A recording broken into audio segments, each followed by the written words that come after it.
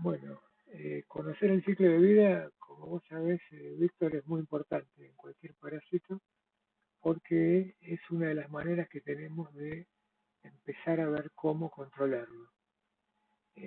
Cuánto vive, cómo se infecta el pez, este, si tiene formas de resistencia. Como habíamos comentado, Cryptovia jubilans es un parásito viejo. Para la ciencia se describió en 1984. Este, en- con peces de un acuario en Europa, cíclidos africanos, pero todavía no se sabe mucho de su ciclo de vida, sobre todo de la parte del ciclo que ocurre dentro del pez, es decir, qué pasa eh, adentro del epitelio estomacal fundamentalmente y en los granulomas. Pero bueno, lo que sabemos hasta ahora podemos verlo en este gráfico que está acá a mi costado, para entender un poquito cómo se contagian nuestros peces discus.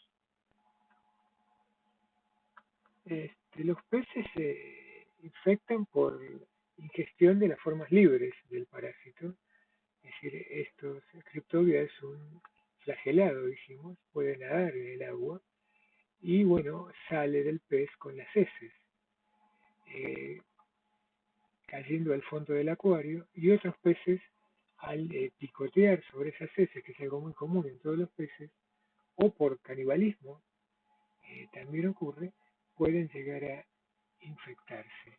De acuerdo al trabajo original, se cree que las formas libres, de las que salen del pez, de Cryptovia, pueden llegar a vivir 4 o 5 horas en el agua del acuario.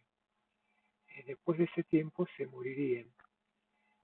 Calculando esto más o menos en un acuario a 20 grados centígrados. Este, los hemos encontrado, por ejemplo, revisando el filtro esponja, o bueno, el filtro al circular el agua atrae a todo lo que está en el acuario y ahí uno puede encontrar formas libres cuando tiene peces infectados. Y también en las heces, y si revisando esas de peces infectados, uno encuentra formas de Cryptovia. Cuando ingresan al pez, se ubican primero en el estómago, donde está la infección primaria por Cryptovia jubilans. Como habíamos mencionado, los flagelados tienen un tipo de división asexual longitudinal, fisión binaria longitudinal, se pueden dividir muy rápido y alcanzar números muy grandes en el estómago del pez en poco tiempo. Acá en el gráfico ven un signo de interrogación con una flechita que marca dentro de nuestro discus.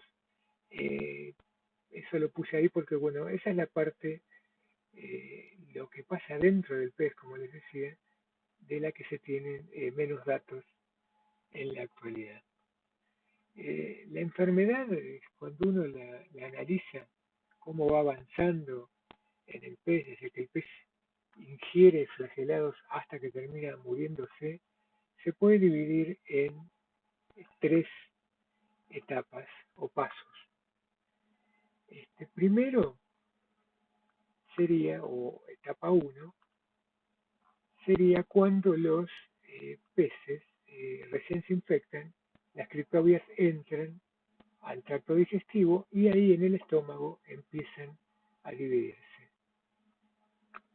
En una segunda etapa, el número de individuos de flagelados comienza a aumentar rápidamente y en ese momento aparecen como una reacción del epitelio intestinal los granulomas, donde tenemos células del sistema defensivo del pez, y ahí también van a estar dentro de esas células los macrófagos, que son células que fagocitan sustancias extrañas, son del sistema inmune de los vertebrados, pero en este caso no las digieren y las criptobias permanecen vivas dentro de los macrófagos. Y finalmente, la última etapa sería la etapa final de dispersión, es decir, las criptobias aumentan mucho en número y las empezamos a encontrar en otros tejidos. Se produce una infección sistémica, es decir, multiorgánica, y termina esto con la muerte de los peces. En esa etapa de la infección sistémica del estómago, las criptobias migran a casi todos los órganos, ya sea relacionados con el sistema digestivo y también otros sistemas.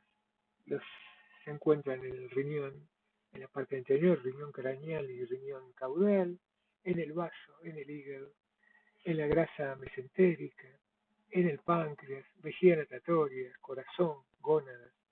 Es una infección generalizada que termina entonces con como dijimos, con la muerte de los peces. Eh, Al igual que pasa en Hexamita, también en Cryptovia, las condiciones en las que se mantiene el pez cuando ya está la infección iniciada son cruciales.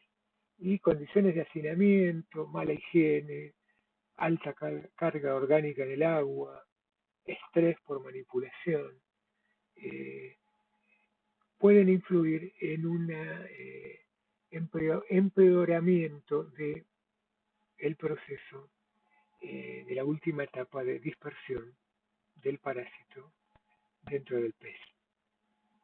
En esta última etapa que vimos de infección sistémica o etapa final de dispersión, entonces el parásito ocupa casi todo el organismo del pez y termina matándolo eh, luego de producirse esa emaciación, ¿no?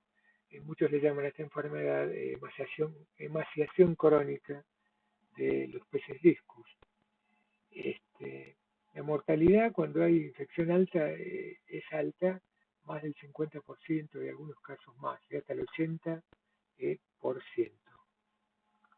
Junto antes de morirse, los peces ya empiezan a tener taquipnea, es decir, tienen problemas para respirarse, van hacia la parte más arriba del acuario, empiezan a boquear mucho, se vuelven hipóxicos y terminan muriendo.